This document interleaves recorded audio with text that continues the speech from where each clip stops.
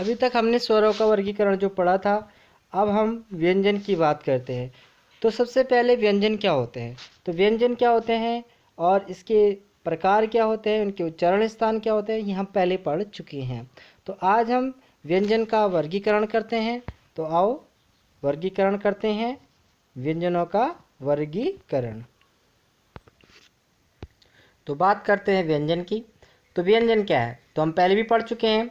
स्वरों की सहायता से बोले जाने वाले वर्ण व्यंजन कहलाते हैं। परंपरागत रूप से व्यंजनों की संख्या 33 मानी जाती है। तो द्विगुण व्यंजन ण ण को जोड़ देने पर इनकी संख्या 35 हो जाती है। तो आज का जो मुख्य टॉपिक है वो है व्यंजनों का वर्गीकरण, यानी कि व्यंजन को हम कितने स्तर पर हम बांट सकते हैं।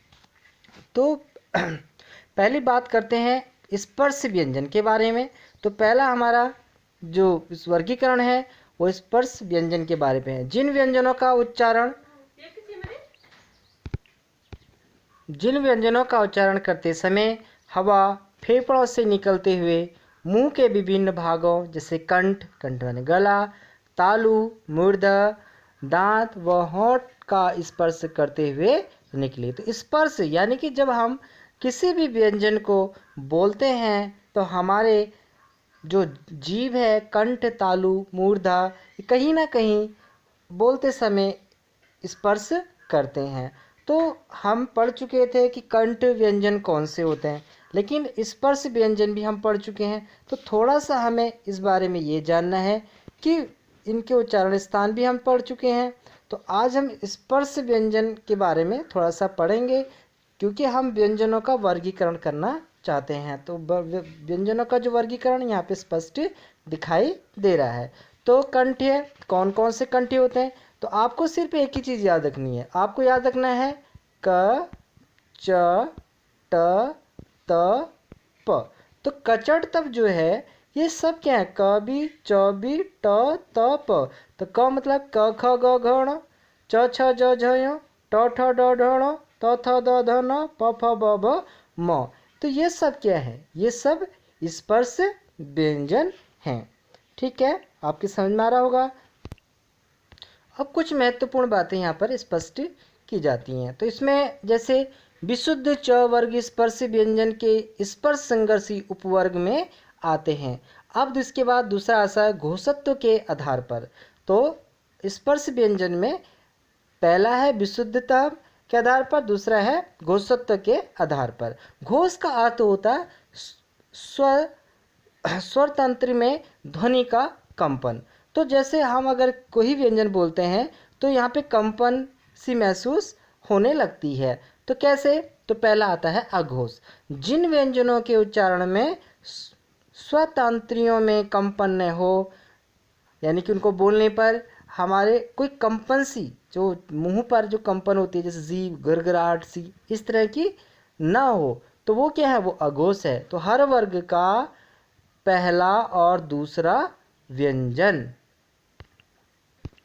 जैसे आप यहाँ पे समझ सकते हैं, तो पहला और दूसरा यानी कि क ख, फिर कचड़ तब आपको याद रखना है, फिर च छ, फिर त थ। तो जितने कचड़ तब के, यानी कि आप इसका कोड बना लीजिए, इसका अघोष का कोड बना लीजिए आप 12। अगर आप यहाँ पर अघोष का कोड 12 बना लेते तो आपकी समझ में आ जाएगा कि घोषत्व के आधार पर अघोष जो होते हैं वो 12, यानी 12 मतलब यानी कचड़ तब का, यानी क ख, हर एक का पहला और दूसरा। अब दूसरा आता है सघोष। सघोष या घोष जिन ध्वनि के उच्चारण में स्वतंत्रियों में कंपन हो, हर वर्ग का तीसरा, चौथा और पांचवा व्यंजन। स्पर्श व्यंजन में तीसरा, चौथा व पांचवा व्यंजन जो होगा वो सघोष व्यंजन होगा। यानी कि आप कचड़ तक की बात करते हैं तो कचड़ तक यानी कि क ख ग, तो यहाँ पे आपका तीसरा कह रहे हैं, यानी क ख ग, तो यानी कि ग घ और ण, ये क्या है, ये आपके सघोष ध्वनि वाले व्यंजन होंगे। ठीक है। अब इसी तरीके से च छ ज, तो यहाँ पे च छ नहीं होगा, च छ ज होगा, ज झ यों होगा। ठीक है, तो ये क्या है, ये सघोष व्यंजन होंगे। तो घोषत्व के आधार पर अघोष का कोड आप याद रख लीजिए 12 और सघोष का कोड याद कर लीजिए 345। यानी कि आप कचड़तब याद कीजिए। कचड़तब मैंने बताया आपको क ख ग घ ङ च छ ज झ ञ ट ठ ड ढ ण त थ द ध न प फ ब भ म। ठीक है, तो ये क्या है, तो इसका आप जैसे कचड़तब आपने याद रखा क ख ग और घ। अब ये क्या कह रहा है कि सघोष, सघोष का तीसरा चौथा पांचवा, यानी कि ग घ और ण। तो ऐसी आपका च छ ज झ और य, तो इसमें भी कौन सा जाएगा, तो तीसरा चौथा पांचवा, तो तीसरा चौथा और पांचवा। इस प्रकार से 345 कोड आप इसका सघोष का याद कर लीजिए और अघोष का 12, 12 मतलब क ख और च छ। इस तरह से कचड़तब आप याद कर लीजिए। तो इनमें का पहला दूसरा जो होगा वो अघोष होगा और तीसरा चौथा पांचवा जो व्यंजन होगा वो सघोष होगा। तो आपकी समझ में आ गया होगा। अब हम प्राणत्व के आधार पर बात करते हैं। तो प्राणत्व के आधार पर जहाँ प्राण का अर्थ हवा से है, यानी कि बोलने में खूब ताकत सी लगे, प्राण का मतलब जहाँ पे बोलने में खूब सारी ताकत सी लगे, तो पहला आता है अल्प प्राण। अल्प माने थोड़ा, प्राण यानी हवा, यानी कि जिसको जिन व्यंजन को बोलने यानी कम हवा लगे, तो जिन व्यंजन के उच्चारण में कम हवा निकले। तो हर वर्ग का पहला तीसरा पांचवा, तो अल्प प्राण का आप कोड याद कर लीजिए, कितना हो जाएगा 135 कोड हो जाएगा।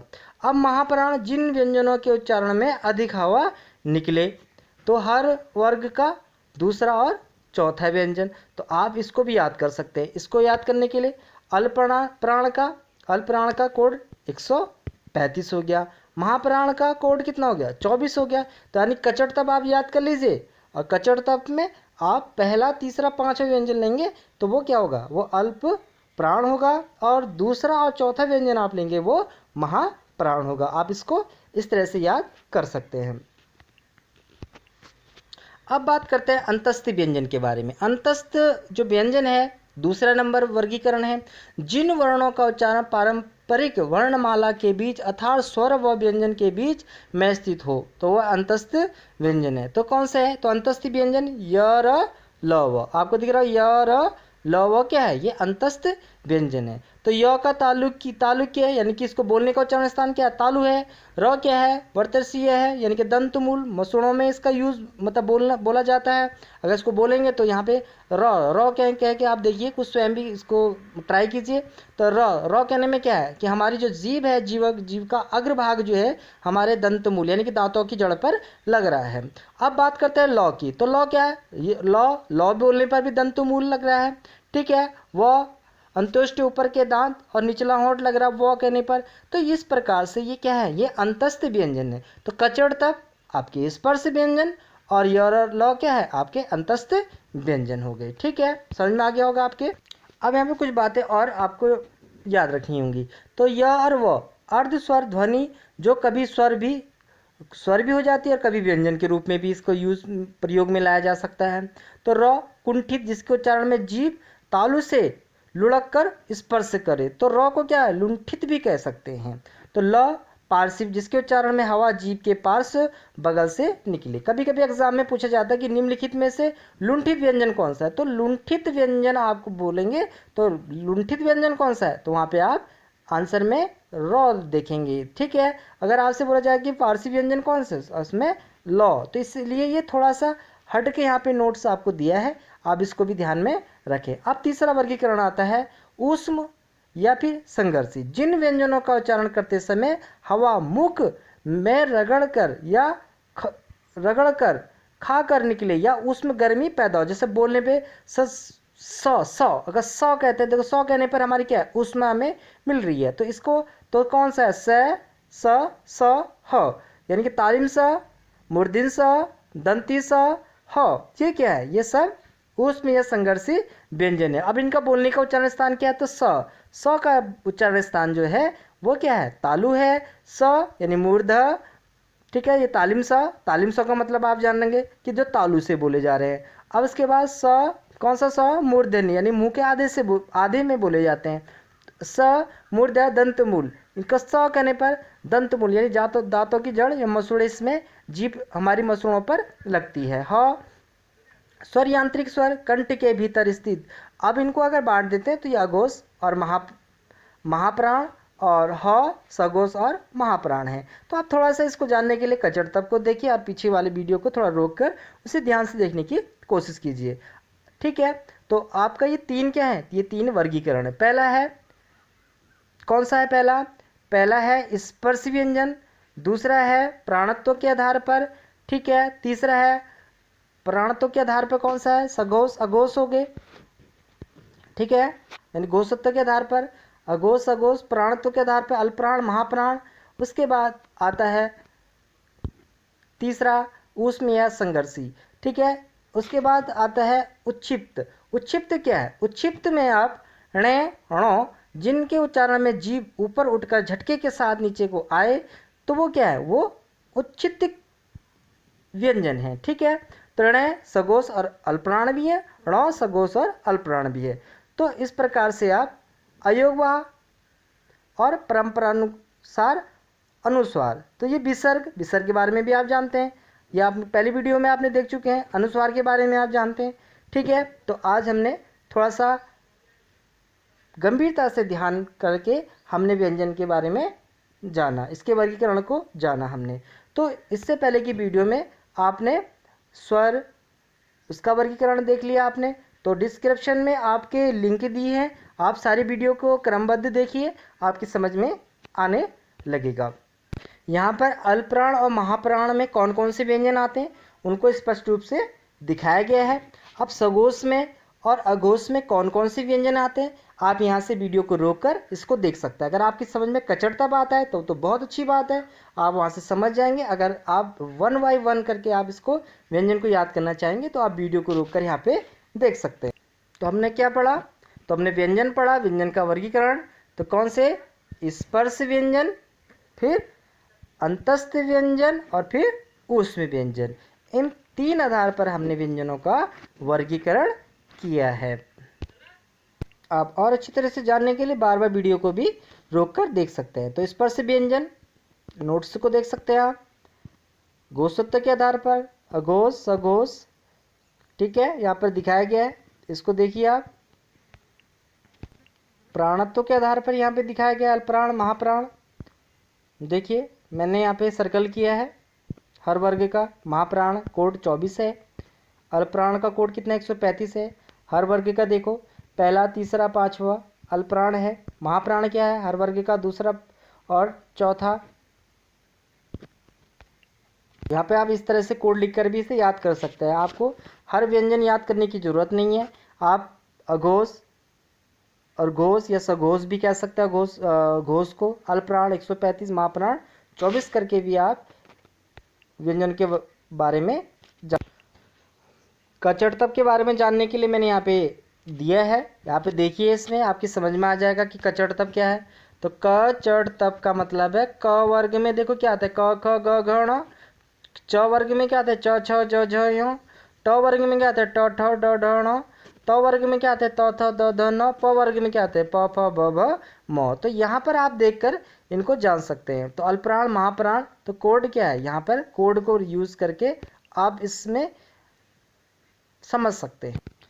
अब इसके बाद में आगे आपके लिए स्वर और व्यंजन के उच्चारण स्थान से संबंधित यानी कि वर्णमाला हमारा चैप्टर कंप्लीट हो गया है। तो वर्णमाला से संबंधित मैं आपको वस्तुनिष्ठ प्रश्न यानी कि MCQs क्वेश्चंस मैं आपको दूंगा, फिर आप मुझे बताएंगे कि आप कितना समझ पाए हैं। तो इस वीडियो के बाद नेक्स्ट मुझे पता चलेगा कि आप इस वीडियो को देख रहे हैं। तो कम से कम पहली वाली वीडियो मैंने 30 लाइक रखा था, अब की वीडियो में मैं रख रहा हूँ 40 लाइक। अगर आपके 40 लाइक्स हो जाते हैं तो मैं अगली वीडियो आपको वस्तुनिष्ठ क्वेश्चन की दूंगा, जो सिर्फ वर्णमाला से ही संबंधित उसमें क्वेश्चन आपसे पूछे जाएंगे। ठीक है, okay, bye, take care, do STD also. Thank you for watching.